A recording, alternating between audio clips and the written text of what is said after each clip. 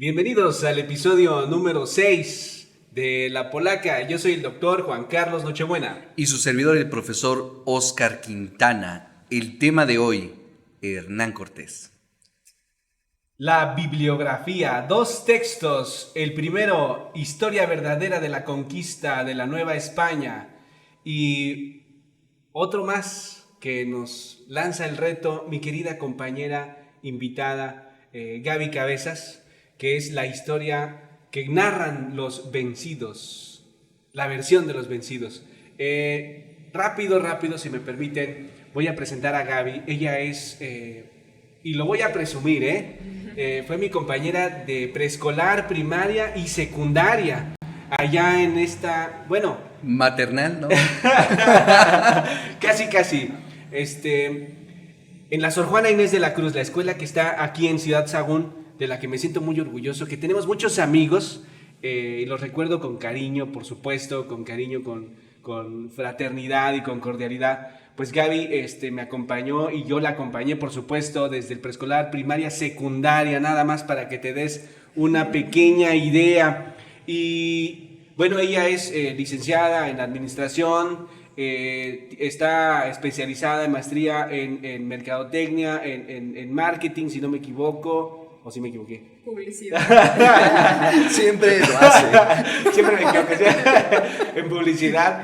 Pero Gaby, ella viene de una familia muy interesada en la historia de México, en la historia de la conquista, y de esas familias que abundan aquí en esta región, lectoras y de intelectuales. Bienvenida, Gaby, y pues tú nos dices, empiezas tú, empieza Oscar, empiezo yo, eres la invitada, tú decides.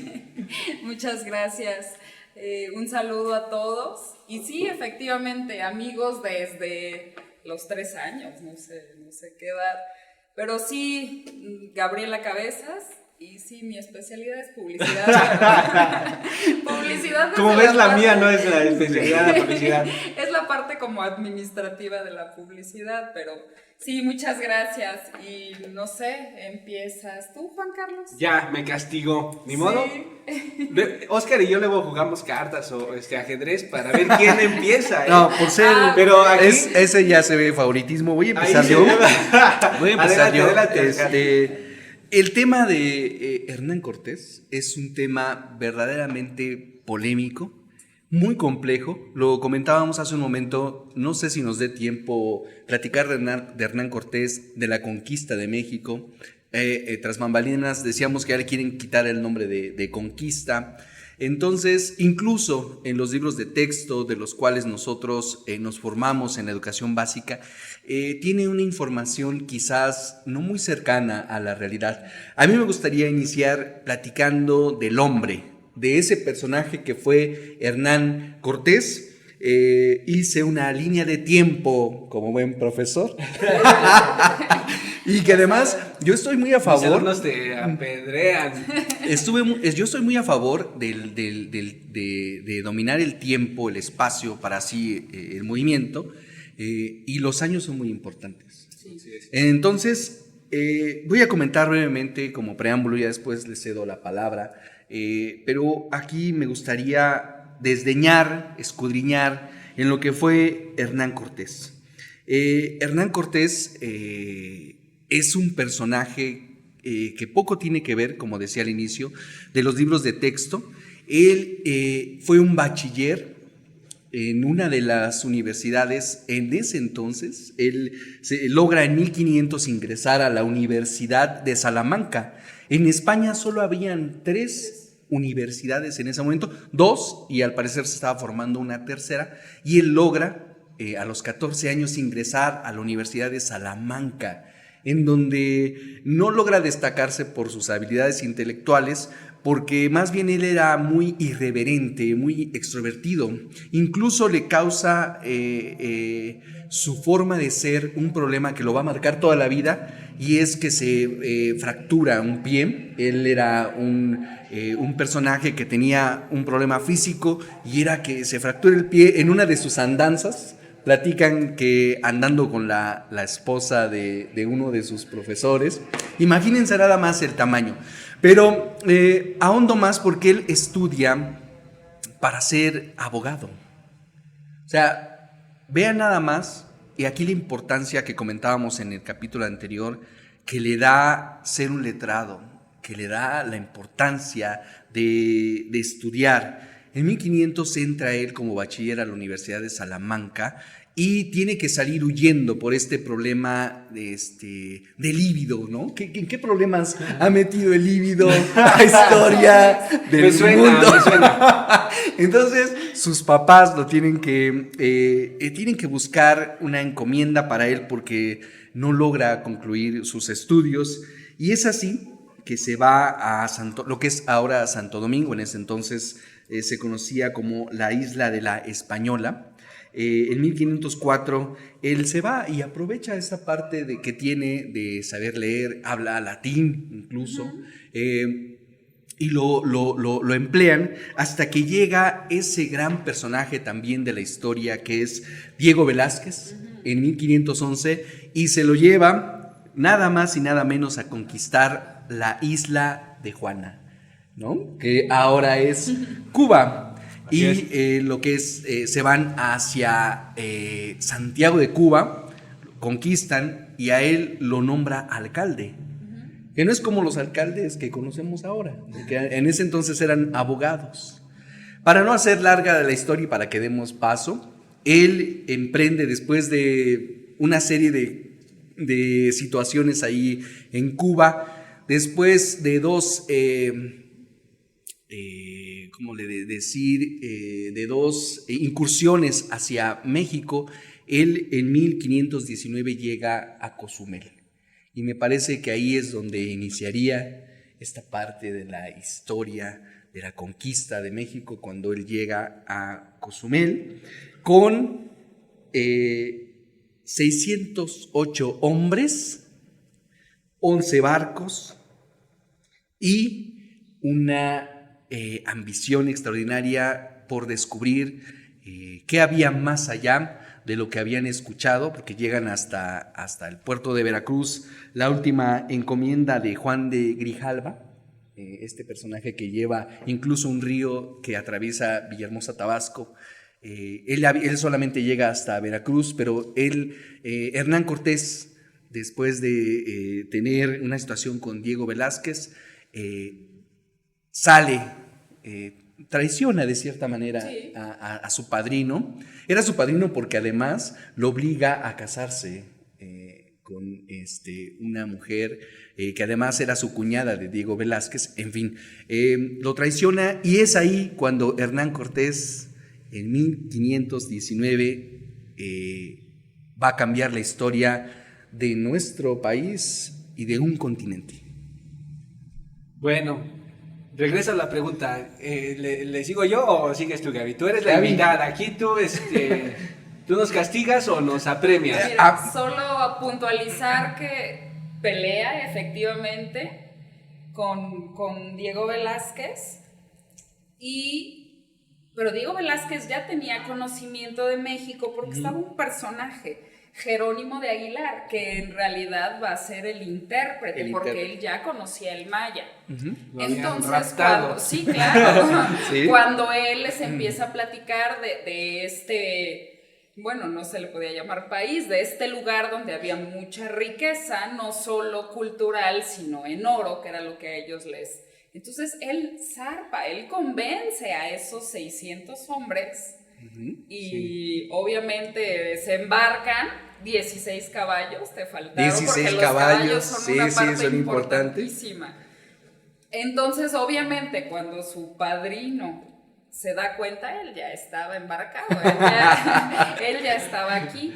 Y sí, efectivamente, primero llega a las costas del sureste y tiene su primer encuentro con los mayas, pero los mayas siempre le dijeron, oye, sí, mira, aquí... Bueno, hubo una pequeña batalla en la cual hubo muertos, obviamente no eran rivales, pero les dicen, espera, porque hay una ciudad al centro, la Gran Tenochtitlan, nosotros no somos nada, no tenemos nada de las riquezas comparado con ellos. Sí. O sea, ahí viene la primer gran digamos, curiosidad por este señor Hernán Cortés de ir a ver esa gran ciudad que todo el mundo le platicaba que era algo fenomenal. Y para no dejar hablar al doctor, Dale. además, porque habría que ver qué es lo que a estos hombres los hace viajar y sobre todo aventurarse, ¿no? Pero él es el único de esos 600 hombres que estuvo en la universidad y donde se discutía un tema importante: si los pueblos originarios de América eran hombres. Imaginen nada más eso. En la Universidad de Salamanca se discutía, si éramos, bueno, no nosotros, no, está mal decirlo, si los mexicas, los mayas, todas estas culturas eran seres humanos y si tenían ellos la facultad de poder conquistarlos. Bueno, ahora sí ya voy a entrar, porque si no, no me dejan. Bien, este tema es interesante y aquí hay que precisar algo. Cuando hablamos de la historia de la conquista, cuando hablamos de la historia de México, cuando hablamos de Hernán Cortés, o también, por ejemplo, de otros personajes como Iturbide, salta el nacionalismo, saltan los prejuicios, saltan las prenociones, saltan muchas cosas. Y uno de los principios de cualquier investigador en las ciencias sociales o en cualquier otra disciplina es, como lo dice Durkheim en las reglas del método sociológico, regla número 1, los hechos sociales son cosas. Y más adelante, deshazte de todas tus prenociones y prejuicios. Aquí esto es importantísimo en la historia de México, porque lo primero que piensa la gente, sobre todo cuando conocen la historia a oídas, es los españoles malos, los españoles asesinos. Hernán Cortés lo comparan con un Hitler incluso, ¿no? Es un genocida. Y aquí hay que dejar bien claro ¿Qué conquistador no lo ha sido? Es la historia del mundo. No, y te voy a decir algo. Imagínense dentro de 500 años, ¿cómo seremos vistos nosotros, nuestra civilización? ¿No seremos vistos dentro de 500 años acaso como unos verdaderos bárbaros? Imaginen a los hombres y a las mujeres dentro de 500 años del futuro, los hombres y las mujeres del futuro, que miren hacia atrás y vean cómo quemamos combustibles fósiles para movernos, cómo contaminamos el agua, cómo contaminamos el aire, cómo cantidades terribles de pobres y no hacemos nada.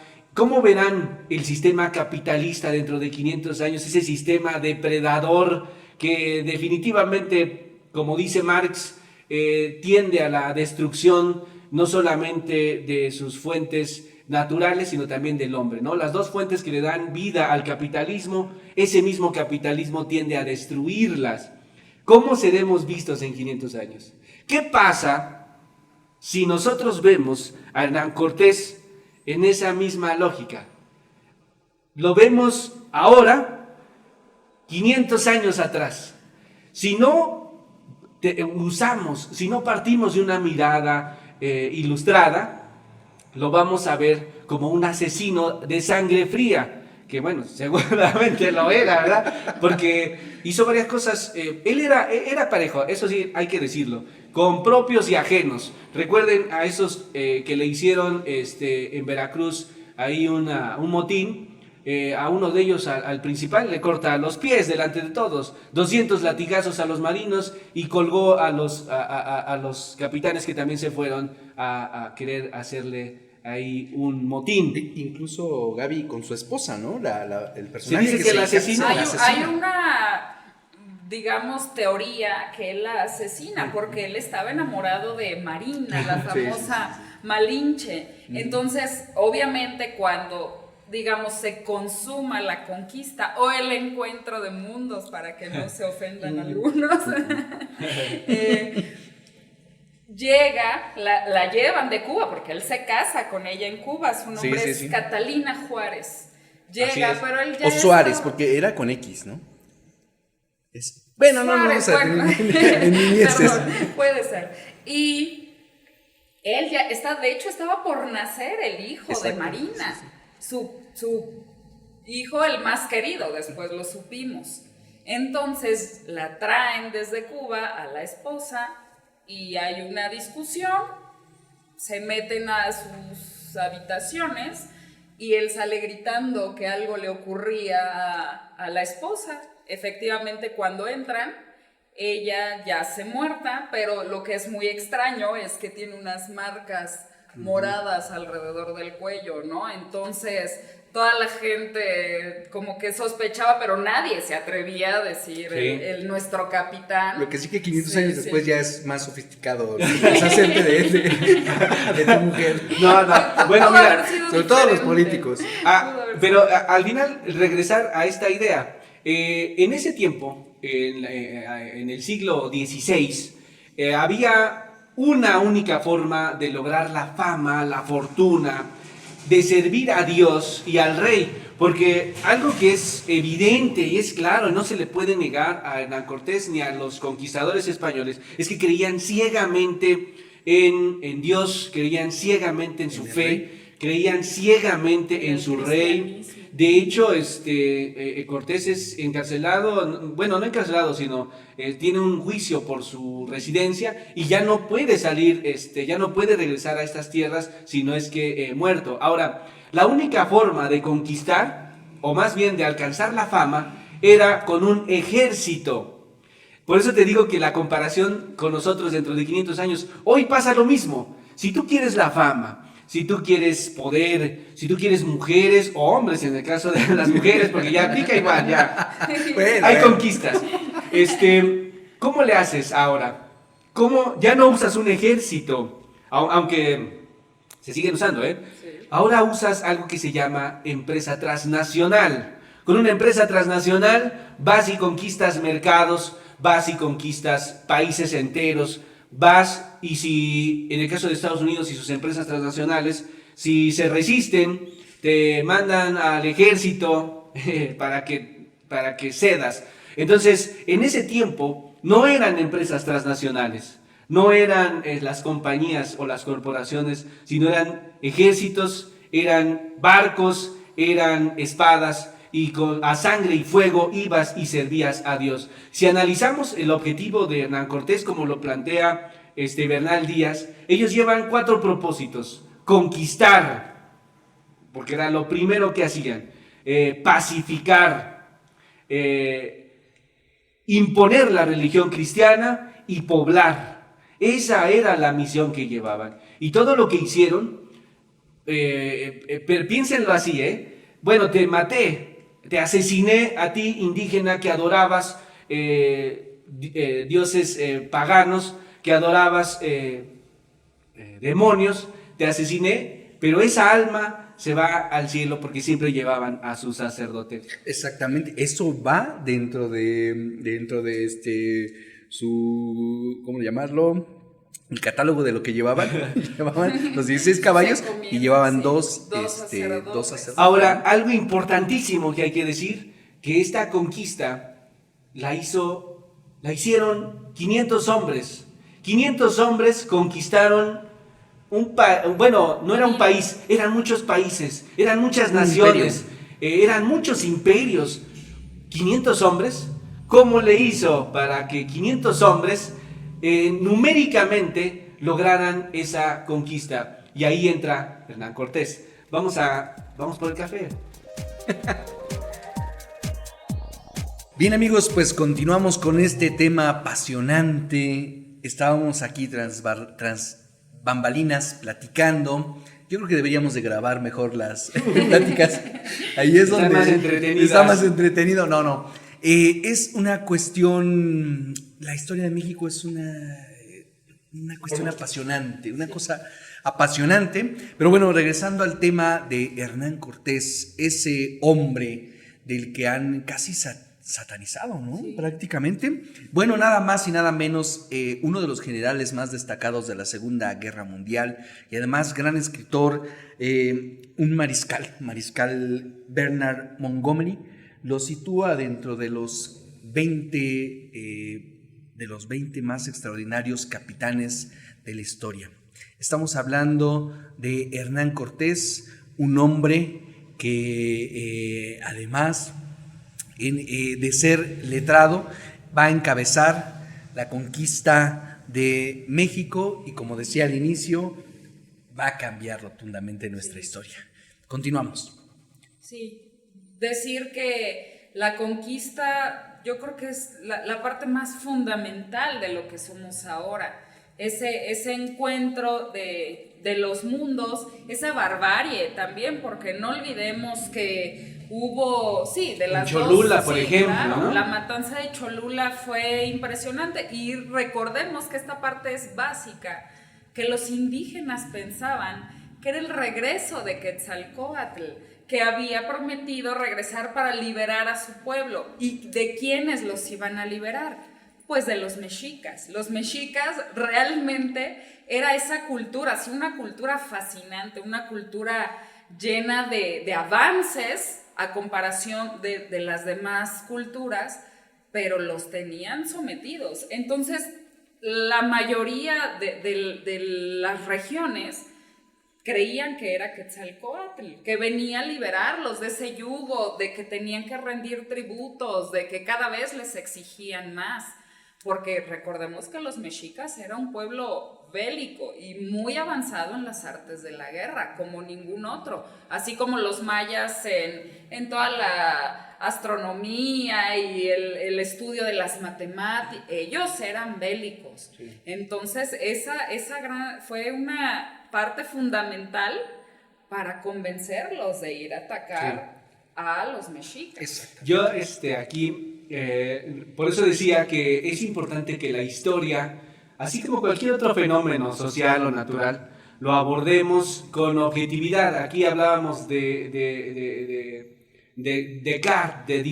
Descartes, de su método, de hacer una crítica metódica. Fíjate, es importante esto porque así vamos a, de alguna forma, reencontrarnos con nuestra identidad y con nuestra historia, porque para los mexicanos, porque la historia de Hernán Cortés, la historia de la conquista, la estudian en Asia, en Europa. Hernán Cortés, como bien dice Oscar, es reconocido internacionalmente y se estudia en cualquier escuela como se estudia a cualquier otro personaje, como Alejandro Magno, por ejemplo. Está más o menos, es más, el mismo Hernán Cortés, no, porque le decían su excelencia, el gran capitán, y él decía, no, soy Hernán Cortés, porque a Alejandro Magno no le ponían ninguna categoría antes.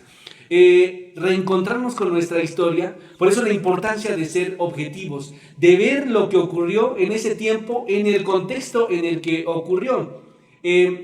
Y es importante porque tanto los europeos, que recientemente habían sido conquistados, invadidos, sometidos por el Imperio Turco Otomano, estamos hablando del siglo XV, también habían vivido una conquista similar, eran sociedades de guerra. Además, si analizamos desde la perspectiva de los estudios de la población, eran hombres que vivían poco tiempo. La edad, pues estamos hablando de jóvenes, estamos hablando de personas muy jóvenes. Hernán Cortés, cuando sale, es un jovencillo, 19 años, cuando entra en estas incursiones.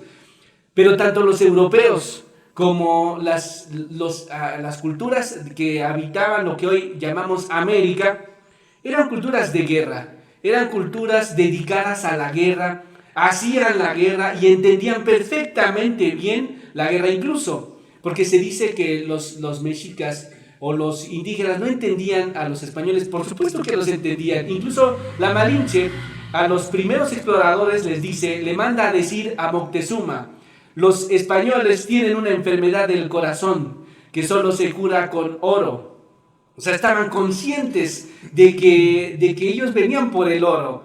Yo creo, estoy casi convencido de que los mexicas, o por lo menos Moctezuma II, no creía que era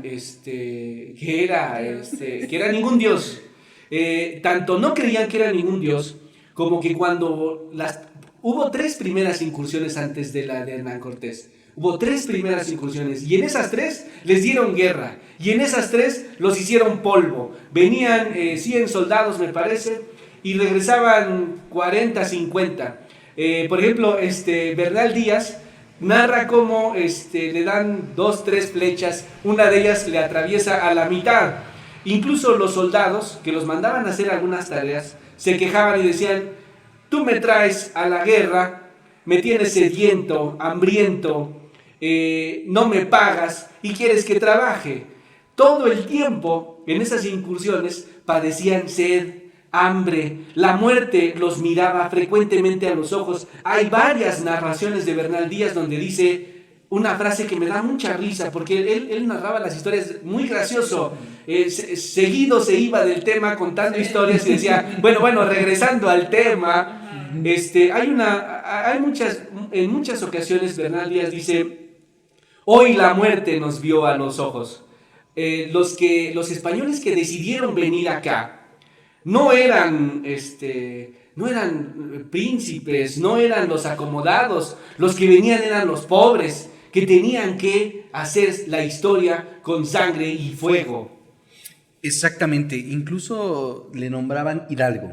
¿No es así? Sí. Él era un noble, pero a pesar de tener un título de nobleza, carecía de hacienda. Era como el título más bajo. El Pero título más bajo, decir, les decían hijos es de que algo. ahí la descendencia era muy importante. Sí. Acuérdate que venían de una conquista, venían de una invasión. Entonces el hecho de venir de hijos de españoles directos, de descendientes directos, era algo muy importante, cosa que le sirve a Hernán Cortés. Exactamente, él en España era un hidalgo. En Cuba es donde viene él a hacer su riqueza, al nombrarlo alcalde, pero con este personaje de Diego Velázquez, cuando inicia la tercera incursión aquí a México, que bien comentaba Juan Carlos, aquí tengo el nombre: Francisco Hernández de Córdoba es el primero que viene y lo reciben en la península de Yucatán a flechazos, ¿no? Y regresa a morirse a Cuba. Hernán Cortés logra constituir un ejército de hidalgos, de personajes con títulos de nobleza, pero pobres, que lo único que buscan, además del oro, es el reconocimiento. Porque Hernán Cortés, al ser un bachiller, rinde pleitesía increíble al rey de España, Gaby. Sí, ¿no? y de hecho es lo que él era su objetivo, el regresar a España con ese reconocimiento. Yo traje estas riquezas y no solo el fui y conquisté, sino ese siempre fue su objetivo. El que en España hablaran del gran Hernán Cortés, que si nos vamos muy, muy a la realidad, después de un año en España ya nadie hablaba de él, o sea, y eso a él le dolía, porque era su gran objetivo. Entonces, él se da cuenta del poder que tiene en la Nueva España y dice: chin, no sé, o sea, sí quiero el reconocimiento de mi rey, de mi clase noble, pero también me encanta estar aquí porque aquí no hay nadie más que yo. Entonces sí, yo también, ahora que regresamos a eso, yo también siento que Moctezuma sabía perfectamente que no era un dios, pero como decíamos, él siempre trató de llevar a sus indígenas a buen puerto, y pensaba que se iban a ir como los otros. Él nunca pensó que Hernán Cortés iba a tener la capacidad de darles batalla y de quedarse. Él siempre pensó que iban a venir un tiempo como los demás y los iban a dejar en paz y ellos iban a seguir gozando de la gloria que tenían los mexicas. Exactamente, ¿no? O sea, hablar de Hernán Cortés es hablar de un personaje que en la guerra se destaca y desde el principio les da un mensaje.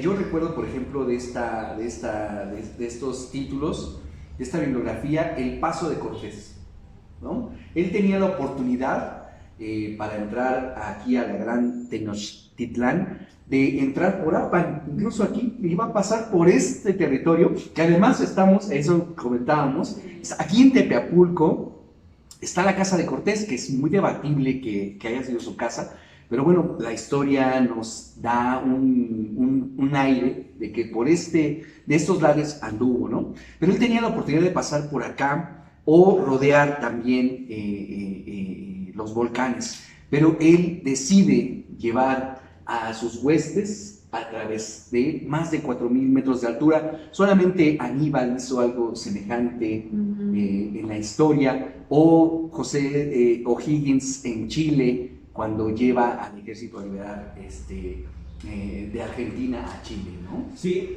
fíjate también esto. Se nos ha prohibido a los mexicanos prácticamente hacer apología de nuestros personajes históricos, entre ellos Hernán Cortés. Perdón que te interrumpa, solo hay una estatua, un monumento, no sé qué sea, escondido en la Ciudad de México. De verdad, Híjole, y a ver si increíblemente. no nos lo quitan. No, bueno, sus restos están aquí en México. Sí, Claro. Pero mira, se nos ha prohibido por esta ideología, porque es pura ideología, no recordar a Hernán Cortés como a Iturbide. Por eso tengo unos debates ahí con unos compas sobre Iturbide, pero eso lo tratamos después. Ahora es el caso de Hernán Cortés. Se nos ha prohibido a los mexicanos hablar de él. Y si hablas de Hernán Cortés, y si reconoces que fue un gran general, eres de derecha, conservador, y apoyas a un genocida. Pues eso es hacer historia, análisis histórico a partir de puras prenociones. Es una locura, es un disparate pensar así. Que es innegable que Hernán Cortés era una persona como todos, con claros y oscuros, con aciertos y desaciertos. Pero si analizamos a Hernán Cortés, él se puso como objetivo, en serio creía en eso, y lo decían bien, evangelizar, cristianizar, servir al rey. Y analicémoslo fríamente, cumplió su misión. 90% de los mexicanos somos cristianos. Que podría ahí hacer algunos comentarios, ¿verdad? Pero no los voy a hacer, lo voy a dejar en somos. Cumplió su misión, hizo lo que ideológicamente se propuso y tuvo sus momentos. Al principio destacó, fue brillante como estrategias de guerra, ¿verdad? Él no fue un genocida como los ingleses. La historia de Estados Unidos, por ejemplo, ellos arrasaban con las poblaciones, y si no arrasaban con ellas, los mandaban a reservas. No existen hoy en día reservas en Estados Unidos. En México, Hernán Cortés no aplicó esa estrategia. Mentira absoluta pensar que Hernán Cortés llegó con la espada volando cabezas por todos lados. Mentira, eso es un error histórico el que quiera hacer ese análisis. Tan es así que él estuvo aproximadamente 7, 8 meses viviendo y conviviendo con los mexicas, viviendo en los palacios y además, de los mexicas, en Santa Paz. Hernán Cortés tuvo que enfrentar o tuvo que atender 3 frentes. Primero, recuerden ustedes que lo mandaron a encarcelar, estando en Tenochtitlán. Tuvo que decidir: si me voy, nos van a aniquilar los mexicas, porque ese era otro frente. Sus generales eran súper indisciplinados, no brillaban como brillaba él. Es más, las 3 primeras expediciones fueron un fracaso, hasta que llegó Hernán Cortés, con 500 hombres y unos cuantos caballos de carreras, por cierto, pero que supo administrar. Tenía 3 frentes: por un lado, los mexicas; por otro lado, los propios españoles, a quienes derrotó fácilmente. No solamente los derrotó, los metió a sus filas, y con sus armas las utilizó para atender su frente, que era con los mexicas. Es decir, 3 frentes: generales indisciplinados, capitanes indisciplinados, los propios españoles, porque entre los españoles no estaban tampoco unidos. Diego Velázquez todo el tiempo estuvo en contra de Hernán Cortés, y no solamente Diego Velázquez, también gente de Hernán Cortés se le indisciplina, y es cuando se va a Centroamérica a una excursión que le cuesta muy caro. Pero en esos 3 frentes no solamente da batalla, gana, y con estrategias increíbles, con el ejército, esos barcos que él había hundido tiempo atrás, que se dice que quemó, pero los hundió. Decir que los quemó es una frase muy buena, pero en realidad los hunde. Va por esos barcos, los trae desde Veracruz y en una estrategia increíblemente inteligente sitia la ciudad y hace la conquista. Lo vemos del lado del texto de los vencidos y bueno, pues les ganaron la guerra. Sí. Y de hecho es lo que hicieron. Los rodean para tenerlos en un solo punto y ahí les bloquean alimentos, les bloquean agua, les bloquean cualquier posibilidad de sobrevivir. Pero eso lo hace realmente un estratega y como dices, no llegó a hacer una matanza, llegó a una guerra en la cual había dos bandos. Entonces él fue el conquistador o el vencedor, pues por muchos factores, porque no nada más estaba que eran las armas infinitamente superiores a las que tenían los indígenas, sino la estrategia, el convencer las alianzas con los verdaderos sometidos de los mexicas. Y también, digamos, el ánimo de los mexicas estaba por los suelos. De un momento a otro asesinaron a sus tlatoanis, a sus príncipes, a sus reyes. Ellos estaban perdidos, ellos no tenían un liderazgo. Y a pesar de que surgían por ahí este muchachito que era Cuauhtémoc, era un niño, si lo trasladamos ahora tenía 16 años, dicen, o sea, 14 años cuando él ya dominaba la guerra, pero no era ese liderazgo que pudo haber tenido un hombre como Hernán. No tenían un Hernán Cortés. Y yo creo que esa es la gran experiencia. Si estás descuidado, si estás en otros temas, pueden conquistarte así de fácil. El que se duerme. El que se duerme se lo conquistan los españoles, ¿no? Hablar entonces de Hernán Cortés, porque además es muy difícil, como dices, como comentas, doctor, quitarte muchas ideas ultranacionalistas, porque lo comentábamos hace un momento, en la parte de la danza yo practiqué 18 años y es difícil desprenderte de varias ideas y de aceptar que a ti y a uno no te conquistaron. Vamos por más café y cuentas ese chisme. Amigos, pues hemos llegado al final de este episodio. Una pena porque hemos tenido de verdad una charla muy amena con Gaby. Muchísimas gracias por habernos acompañado y lo mejor de todo, ilustrado. De verdad es una conocedora de la historia, de verdad muy interesante. Muchísimas gracias por habernos acompañado. Pues vamos a llegar al cierre de este episodio. Yo comentaba que hay que hacer otro. O sea, definitivamente hay que hacer otro. Y yo cierro con la idea de que debemos los mexicanos estar en los debates que verdaderamente importen a nuestra nación, ya que si nos remontamos a hace 500 años, los mexicas, ese gran imperio, que no era el único, en este continente americano estaban los incas, ese grandioso imperio donde ahora es Perú, donde gobernaba Atahualpa Yupanqui, me parece. Que imagínense, bueno, lo que no nos daría de hablar de la historia de México y de nuestro continente, pero en México no ha habido mayor número de caudillos en la historia del planeta. Yo creo que nos da para mucho. También los mayas y los mexicas, que es donde se centra principalmente esta idea de este episodio. Si queremos visitar los restos de este personaje como es Hernán Cortés, platicábamos, está en la calle de 20 de noviembre, entre República del Salvador y 20 de noviembre, está una iglesia, me parece que es la iglesia de Jesucristo. Jesús Nazareno. Muchas gracias, Mivia. Que funda el mismo Hernán Cortés. Fíjate, interesante. 2 años o 3 años después, algo así. Ahí está el presidente Lucas Alamán. es el que se encarga de guardar sus restos, porque en ese entonces, cuando él gobernaba, en una revuelta intentan tomarlos, pero afortunadamente los resguardan en este espacio. Si quieren visitarlos, bueno, ahí está.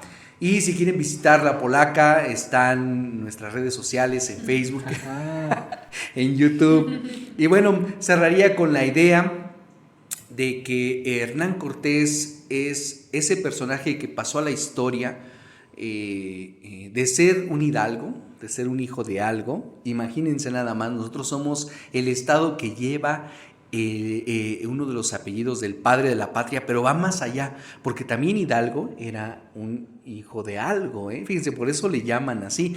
Habría que platicar también del gran Miguel Hidalgo y Costilla, pero ahí va, imagínense, nosotros llevamos, Hernán Cortés era un hidalgo junto con los capitanes que emprendieron la osadía de conquistar a los mexicas en ese entonces.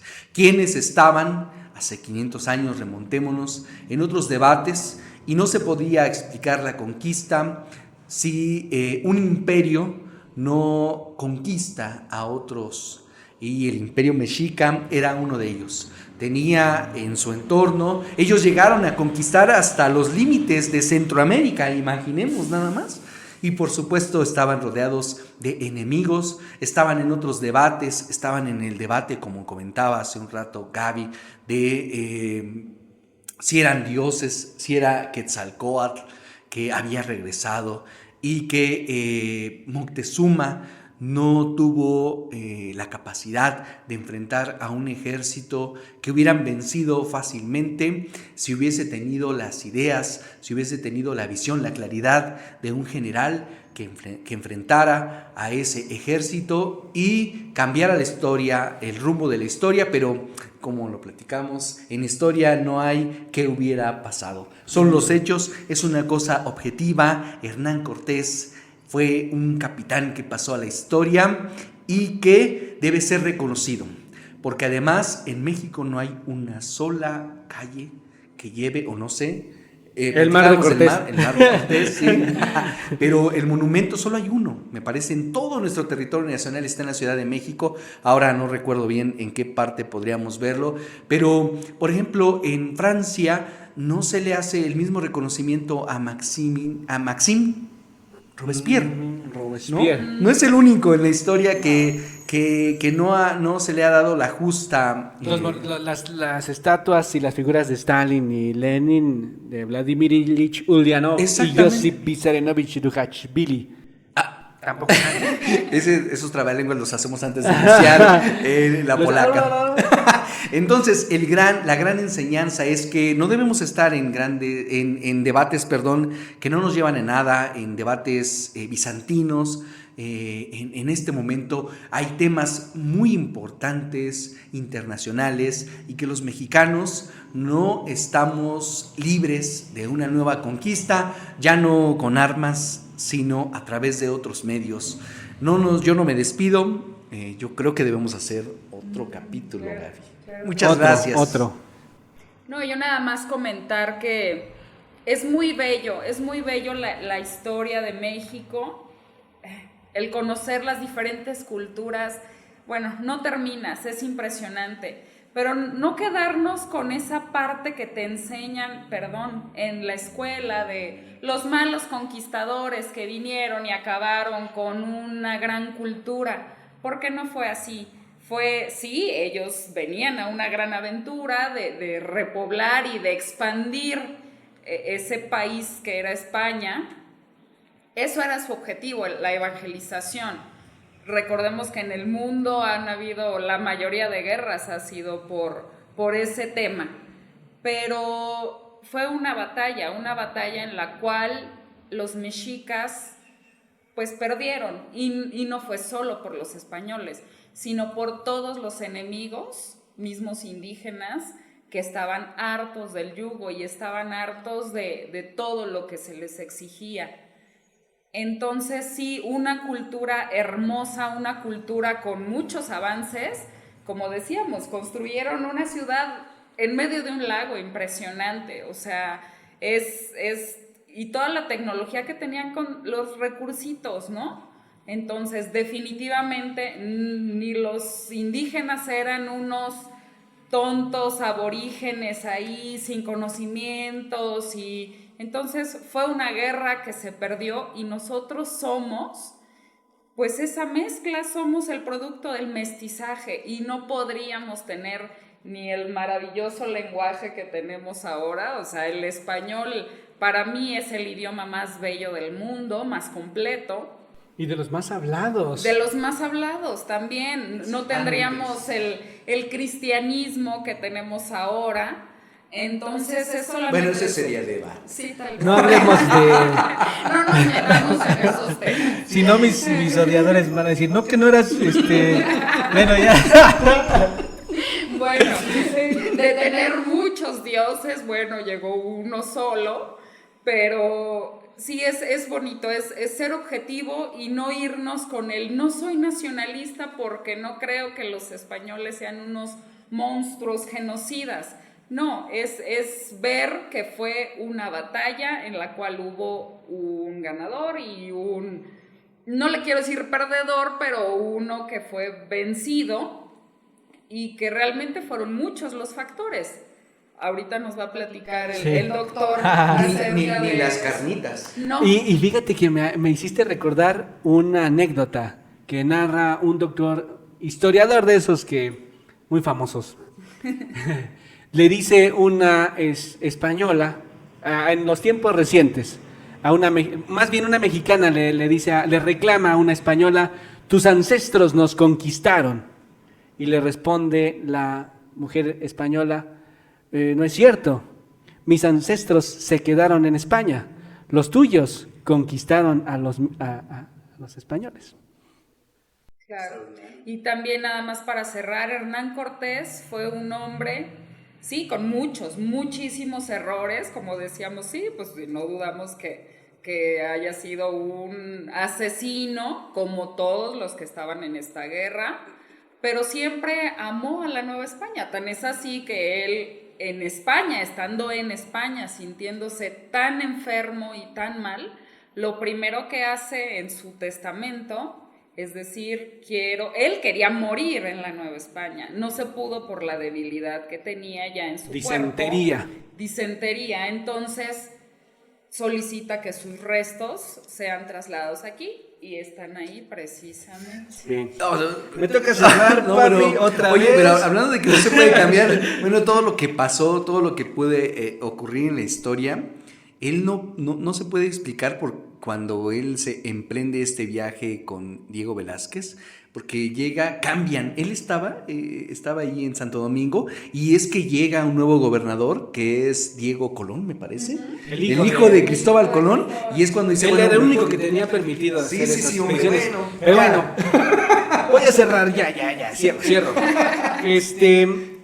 Primero decir, como ya lo había mencionado, la historia se tiene que ver con objetividad, y a los personajes históricos no hay que verlos ahistóricamente, hay que verlos hace 500 años en el contexto que estaban y con lo que se acostumbraba. ¿Qué se acostumbraba en ese tiempo? Alabar a Dios y al rey. Y todo lo hacían en ese tenor. Y voy a leer esta frase de Francisco de la Maza. Dice, a Hernán Cortés, como a toda personalidad histórica, no hay que elogiarlo sin más, ni insultarlo sin menos ni menos. Hay que explicarlo. También esta frase de Octavio Paz, que dice, apenas Cortés deje de ser un mito ahistórico y se convierta en lo que es realmente un personaje histórico, los mexicanos podrán verse a sí mismos con una mirada más clara, generosa y serena. Dos potencias en la época, en este caso el Imperio Mexica, controlando toda Mesoamérica, y en el occidente a los españoles. No vinieron todos los españoles, vino un ejército que se había asentado en Cuba, en lo que hoy es Cuba. Vinieron a hacer la guerra 500 hombres. Un general o un capitán, que no es lo mismo, ¿verdad? Pero yo le llamaría un general, era un general. Hubo 3 expediciones antes y las 3 fracasaron nada más tocando la playa. Y los indígenas que los recibieron, los llevaron en la primera expedición, los llevan al pueblo y ahí les llueven flechas, como dice Bernal Díaz, llovían flechas como granizo. Los sacaron a patadas, en este caso flechazos, 3 veces, hasta que llegó un general, Hernán Cortés. No es apología, nada más hay que, como general, logró su cometido, que en ese tiempo era conquistar a una nación que era esclavista, no eran comunistas, no eran socialistas que vivían en paz y armonía, por supuesto que no, eran sociedades feudales, esclavistas, había una clara pirámide social, había explotación del hombre por el hombre, no era ningún comunismo. Y estaban conscientes, estoy seguro, que estaban plenamente conscientes. Lo había mencionado, que Marina le manda el mensaje a un explorador de Moctezuma, y le dice lo que mencioné, los españoles tienen una enfermedad del corazón que se cura con oro. Ellos entiendan su filosofía, estaban conscientes de a lo que iban, estaban conscientes que era guerra, estaban conscientes de que no eran dioses, porque los recibieron a flechazos y descubrieron que sangraban. De hecho, le mandan un regalo a Moctezuma en medio de la guerra, la cabeza de unos, bueno, en este caso de los que se habían sentado en la Villa Rica de Veracruz, para demostrar que no eran dioses. Los mexicas, estoy seguro que sabían que no eran dioses. Su estrategia de guerra, su lectura del contexto fue totalmente equivocada. Dejarlos entrar, que conocieran sus accesos de agua, que conocieran sus accesos de alimento, que conocieran sus rutas, que conocieran el ordenamiento de la ciudad, esa ciudad maravillosa, porque como bien dice mis compañeros, no eran aborígenes, no eran gente ignorante, eran civilizaciones, grandes civilizaciones. No era una sola nación como podemos ver, eran muchas naciones, que fue una de las grandes ventajas que supo aprovechar Hernán Cortés a través de 2 intérpretes, porque interpretaban del maya al español y con Malinche del náhuatl al maya. O sea, era una combinación fantástica que además le permitía una doble interpretación. Por un lado, la interpretación propia del lugar, y por otro lado, la interpretación de un español que en su momento había sido capturado y vivió incluso aquí. Eso, cuando se encuentran ahí en Pino Suárez, Hernán y Moctezuma, intercambian solo breve mensaje porque era muy complejo. Sí, Tú sí. eres Hernán Cortés y el otro es tú eres Moctezuma o Moctecuzoma. Y eso, güey, porque era muy complejo, ¿no? Era muy complicado. Pero bueno, ya. Y lo supo aprovechar. Sí. Sabían a lo que venían los españoles, sabían que había guerra y además estaban familiarizados con la guerra, tanto los españoles como los mexicas, que mal llaman aztecas, ese más bien era un peyorativo. Les llamaban aztecas y eso, por eso digo que este programa se queda pendiente, porque hay que hablar incluso de la fundación de la propia Tenochtitlán, que dicen que se fundó en un lago, yo digo que se fundó en un pantano, así textual, y ellos supieron aprovechar. Hablar de Moctezuma primero, su padre, hablar de Tlacaelel. No, y la propia fundación de Tenochtitlán tiene su historia, una historia también de sangre, de guerra, de persecución. Ahí entran los tepanecas, ahí entran otras culturas, ahí entran otras guerras, rituales que los españoles veían mal, cuando ellos también quemaban en la hoguera a sus disidentes, también los torturaban. Es más, hablábamos aquí un libro de Michel Foucault que también nos llegó, de Demiens, cómo lo amarran a caballos y lo despedazan. Eran prácticas de los españoles. Eso de que se espantaron. Sí, que cuando estaban haciendo sus rituales y decían que eran actos de Satanás, Exacto. Lo que les espantaba precisamente era esa creencia que Sí. tenían muy arraigada Era sobre que el lo Dios. hacían para alabar a un Dios. Para alabar a un Dios que no para era la el guerra, Dios claro. verdadero. Sí.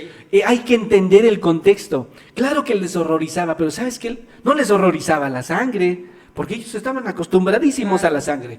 Les horrorizaba que alababan y veneraban dioses que no era el Dios verdadero.